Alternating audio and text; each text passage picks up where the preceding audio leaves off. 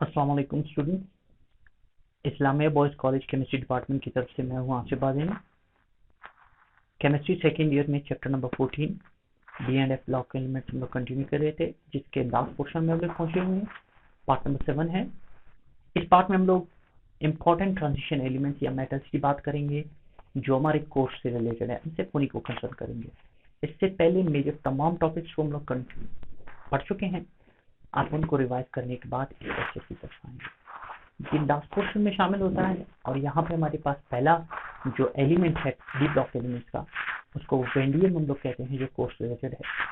वेंडियम एक ऐसा मेटल है जो जमीन में पाया जाता है और आमतौर पर ये टूल्स वगैरह जो मैकेनिकल टूल्स हैं उनके लिए इस्तेमाल होता है। मुख्तलिफ मैकेनिकल टूल्स के अंदर ये मौजूद होता है और इसको हम लोग यूज करते हैं। वेंडियम बेसिकली एक सिल्वरी ग्रे कलर का या डार्क ग्रे कलर का मेटल है, डी ब्लॉक एलिमेंट है, जो कि जमीन में पाया जाता है लेकिन लो कंसंट्रेशन में पाया जाता है। और इसके अलावा ये मौजूद है 65 डिफरेंट टाइप्स ऑफ मिनरल्स के अंदर, यानी जमीन में पाया जाता है, कंसंट्रेशन बेशक लो है लेकिन वैरायटीज की बहुत ज्यादा है। ये वेंडियम का कलर है, तो गौर करें तो वाकई ये डार्क ग्रे या सिल्वरी ग्रे टाइप का लगता है। ये प्योरस फॉर्म की बात हो रही है।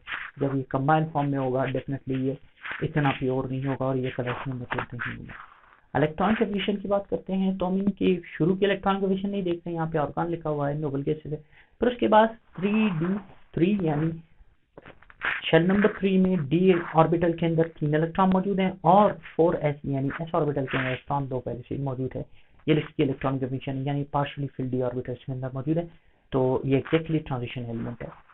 हम जानते हैं ट्रांजिशन एलिमेंट मुख्तलिफ ऑक्सीडेशन स्टेज शो करते हैं, तो यहाँ भी यही सिचुएशन है। वेंडियम भी मुख्तलिफ ऑक्सीडेशन स्टेज शो करता है। +2 +3 जब शो करता है तो ये एक्ट करता है एज ए रिड्यूसिंग एजेंट।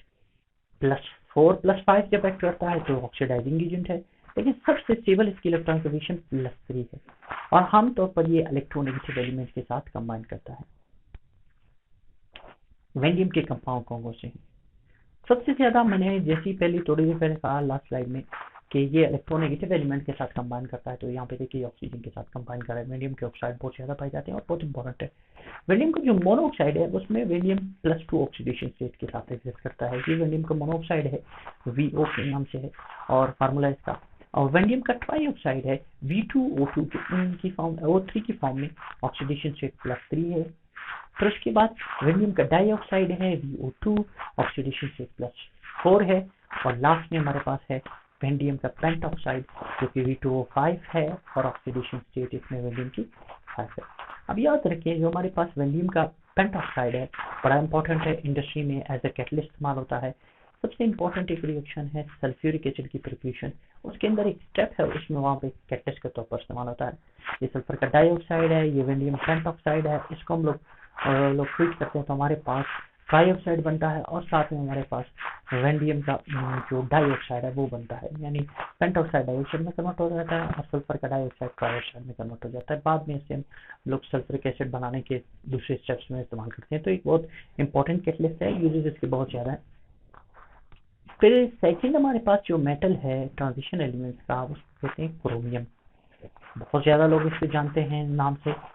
लफ्ज क्रोमियम का मतलब बनता है कलर वाला, और इसके लिए खास तौर पर ये लफ्ज क्यों लगाया गया क्योंकि इसके कंपाउंड जो वायलेट, ब्लू, येलो, ग्रीन और मुख्तलिफ किस्म के कलर होते हैं, यानी बहुत ज्यादा कलर में पाए जाते हैं, इसीलिए इसका नाम क्रोमियम रखा गया है।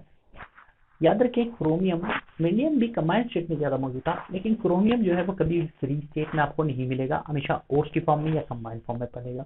जैसे क्रोमाइट है, आयरन ऑक्साइड और क्रोमियम ऑक्साइड को क्रोमाइट कहते हैं, जिसमें ये कॉम्बिनेशन होती है FeOCr2O3। ये क्रोमाइट है जिसको आप अच्छी तरीके से जानते हैं कि कहाँ पाया जाता है। इलेक्ट्रॉनिक कन्फर्मेशन की बात करते हैं तो हमारे पास इसमें 3d5 यानी डी के अंदर 5 इलेक्ट्रॉन और एस के अंदर 1 इलेक्ट्रॉन मौजूद है।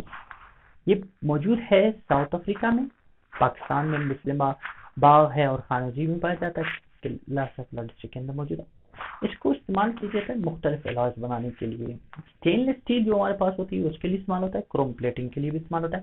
स्टेनलेस स्टील से एंडल्स बनते हैं मोटर बाइक्स के, इसके अलावा मोटर बाइक के अलावा बाइक्स के और क्रोम प्लेटिंग इस्तेमाल होती है, बम्पर्स वगैरह बनते हैं, और क्रोमिंग जहाँ पे शाइनिंग आपको सिल्वरी टाइप की शाइनिंग नजर आती है हैंडल्स वगैरह में, कैरियर्स वगैरह में, तो वहाँ पे क्रोम प्लेटिंग इस्तेमाल होती है, या फिर साइलेंसर वगैरह में क्रोम प्लेटिंग का इस्तेमाल करते हैं। ये फिर रस्ट प्रूफ से बना रहता है, प्रोटेक्शन कर देता है। अब क्रोमियम जो है वो भी ट्रांजिशन एलिमेंट है, तो इसीलिए डी ब्लॉक एलिमेंट है, इसीलिए मुख्तलिफ किस्म की ऑक्सीडेशन स्टेट शो करता है। तो क्रोमियम का जो पहला ऑक्साइड यानी जिसमें क्रोमियम पर पॉजिटिव 2 चार्ज, ऑक्सीडेशन स्टेट उसकी पॉजिटिव 2 है, तो ऐसी सूरत में क्रोमियम एक्ट करता है एज अ बेस, इसका नेचर बेसिक होता है। और जब क्रोमियम ऑक्सीजन के साथ ट्रीट होता है, लेकिन जब क्रोमियम की ऑक्सीडेशन स्टेट +3 हो, तो ये एम्फोटेरिक के तौर पर रिएक्ट करता है Cr2O3 के फॉर्म में, तो ये इसका नेचर एम्फोटेरिक है।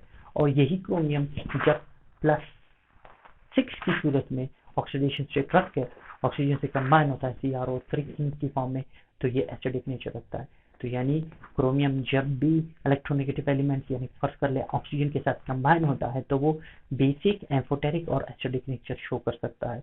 ये बहुत यूजफुल और वेरिएबल प्रॉपर्टी है। +2 में ये रिड्यूसिंग एजेंट है, +6 में ये ऑक्सीडाइजिंग एजेंट है। अब कंपाउंड्स ऑफ क्रोमियम, हमारे कोर्स से रिलेटेड 2 ही कंपाउंड है इसके, इसको कहते हैं क्रोमेट्स और दूसरे को डाइक्रोमेट्स। मैं इसे कह रहा हूँ क्रोमेटाइन और डाइक्रोमेटाइन। क्या चीज़ है क्रोमेटाइन? CrO4-2, इसको हम लोग कहते हैं क्रोमेटाइन।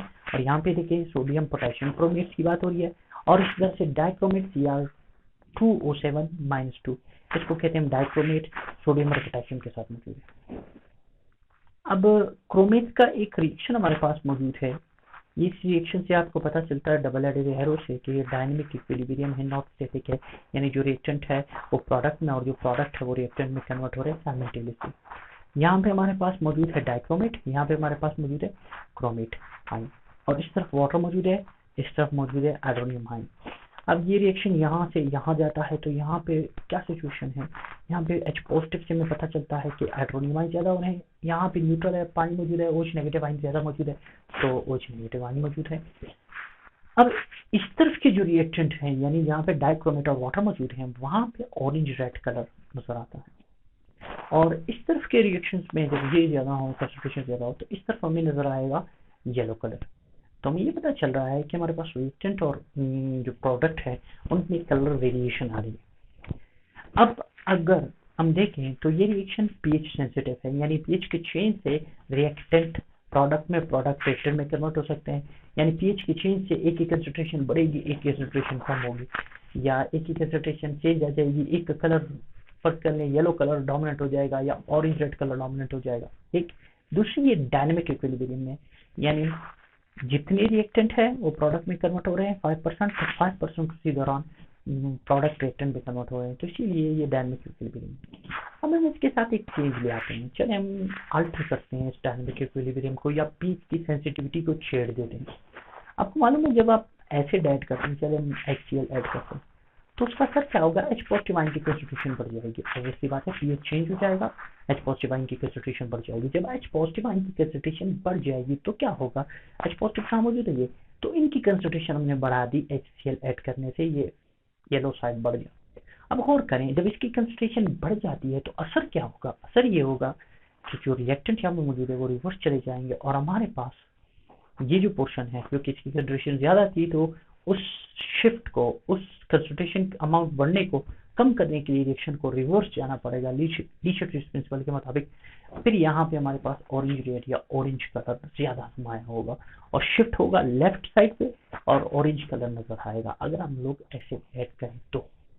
दूसरी तरह से अगर हम लोग ऐड करते हैं कोई बेस, तो क्या होगा, जाहिर बात है बेस होगा तो H पॉजिटिव की तरफ तो नहीं जाएगा, इस तरफ जाएगा। जब रिएक्शन इस तरफ जाएगा, यानी सोडियम हाइड्रोक्साइड ऐड किया तो इसकी कंसंट्रेशन बढ़ रही है, जब कंसंट्रेशन बढ़ रही है तो रिएक्शन को किस तरफ शिफ्ट होना पड़ेगा, राइट साइड पे शिफ्ट होना पड़ेगा, और रिएक्शन इस तरफ जाएगी, और ये लोग क्योंकि इनकी कंसंट्रेशन कम हो रही है तो यहाँ वाले पोर्शन के कंपाउंड इधर आ जाएंगे और येलो कलरेशन हमें नजर आएगा। तो ये एक छोटा सा एक्सपेरिमेंट है जो कि हमारे किताब के मौजूद है। पोटेशियम डाइक्रोमेट को हम लोग यूज करते हैं ऑक्सीडाइजिंग एजेंट ऑर्गेनिक केमिस्ट्री में। बहरहाल ये रिएक्शन इनऑर्गेनिक में मौजूद है, हम उसे देख रहे हैं। किताब में जरा डिफरेंट है, लेकिन हम यहाँ पे दोनों साइड को कवर कर रहे हैं, नॉट बाय स्टेप, बस इसमें हम लोग पोटेशियम डाइक्रोमेट का इस्तेमाल कर रहे हैं, साथ में कोई एसिड मौजूद है। हमारे पास प्राइमरी अल्कोहल है। क्यों प्राइमरी अल्कोहल है? ये अल्कोहल है OH ग्रुप, इसके साथ जो कार्बन बॉन्डेड है वो एक कार्बन से बॉन्डेड है, इसीलिए हम इसको प्राइमरी अल्कोहल करें। अगर ये 2 से बॉन्डेड होता तो सेकेंडरी, अगर 3 से बॉन्डेड होता तो टर्शियरी। और हमने यहाँ पे डाइक्रोमेट को एज ऑक्सीडाइजिंग एजेंट इस्तेमाल किया, साथ में कोई एसिड मौजूद हो। और करें तो क्या होगा, यहाँ से हाइड्रोजन और इस जगह से हाइड्रोजन निकल जाते हैं, कार्बन का डबल बॉन्ड यहाँ पे बन जाता है, ये देखें डबल बॉन्ड। और हमारे पास जो बनने वाली चीज है वो क्या चीज है, इधर देखें कार्बन डबल बॉन्ड ऑक्सीजन, एक तरफ हाइड्रोजन और एक तरफ अल्काइल ग्रुप, तो इसका मतलब ये एल्डिहाइड है, तो बनने वाली चीज एल्डिहाइड बनती है। अगर हमें एल्डिहाइड की प्रिपरेशन करनी है तो रिएक्शन को यहीं पे रोक दें। अगर हमें एल्डिहाइड नहीं कार्बोक्सिलिक एसिड चाहिए तो हम इस रिएक्शन को फर्दर कंटिन्यू करेंगे। अब क्या होगा इस रिएक्शन में, देखिए यहाँ पे O यहाँ पे मौजूद है। नेक्स्ट ऑप्शन क्या है, अब जारी बात है डायरेक्टली हाइड्रोजन तो रिमूव नहीं होगा, यहाँ पे ऑक्सीजन आ जाएगा, इस जगह पे मौजूद होगा, पानी की मौजूदगी होगी जारी बात, इधर ऑक्सीजन आ जाएगा, तो हमारे पास बनने वाली चीज क्या होगी, कार्बोक्सिलिक एसिड। अगर हम लोग प्राइमरी अल्कोहल का इस्तेमाल करें, चले हम प्राइमरी अल्कोहल का इस्तेमाल नहीं करते, हम सेकेंडरी अल्कोहल का इस्तेमाल करते हैं। जब हम सेकेंडरी अल्कोहल का इस्तेमाल करते हैं, ये सेकेंडरी अल्कोहल है, ये देखें कार्बन ऑक्सीजन और हाइड्रोजन। अब जो OH ग्रुप बॉन्डेड है जिस कार्बन से, वो कितने कार्बन से बॉन्डेड है, एक दो कार्बन से बॉन्डेड है, तो इसीलिए सेकेंडरी अल्कोहल है। अब क्या होगा, हम लोग पोटेशियम डाइक्रोमेट का इस्तेमाल कर रहे हैं, H पॉजिटिव हमारे पास मौजूद है, H यहाँ से एक, H यहाँ से एक, तो यहाँ पे डबल बॉन्ड बनेगा, ये बॉन्ड खत्म हो जाएगा। देखिए ये हाइड्रोजन निकल गए दोनों, निकलने के बाद बचा क्या, कार्बन, इधर double bond oxygen, carbon double bond oxygen, इस तरफ और इस तरफ R। अब हमारे पास बनने वाला ग्रुप क्या है, कीटोन है, बनने वाला ग्रुप कीटोन है। वहां पे बनने वाला ग्रुप एल्डिहाइड था, एल्डिहाइड से कार्बोक्सिलिक एसिड बना रहे थे, तो इसका मतलब ये बात पोटेशियम डाइक्रोमेट की मौजूदगी में हम उसको एज ऑक्सीडाइजिंग एजेंट इस्तेमाल करें तो हमारे पास कीटोन भी बन सकता है, और इसके अलावा कार्बोक्सिलिक एसिड और एल्डिहाइड भी बन सकते हैं, डिपेंड करता है हमारी रिक्वायरमेंट के हिसाब से।